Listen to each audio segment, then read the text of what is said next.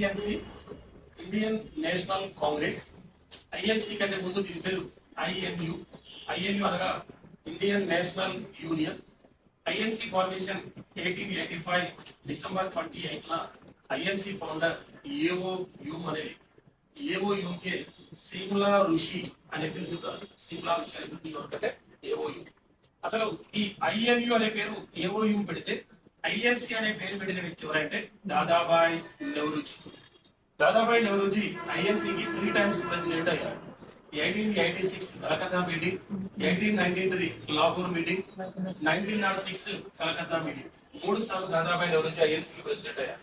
INC ఏర్పాటు చేసే కాలం నాటి వైస్రాయ్ లార్డ్ డఫ్రిన్ అనేవాడు వైస్రాయ్గా పనిచేస్తుంది. ఈ లార్డ్ డఫ్రిన్ 1884 నుండి 1888 వరకు వైస్రాయ్ గా పనిచేశాడు. సరే, ఈ ఐఎన్సి ఫస్ట్ మీటింగ్ 1885 లో ముంబైలో జరిగితే దీనికి ప్రెసిడెంట్ డబ్ల్యూసి బెనర్జీ అనేవాడు మొట్టమొదటి ఐఎన్సి ప్రెసిడెంట్. ఈ మొట్టమొదటి ఐఎన్సి మీటింగ్ కు హాజరైన సభ్యుల సంఖ్య 72 మంది ఫస్ట్ ఐఎన్సి మీటింగ్ కు హాజరు కావడం జరిగింది.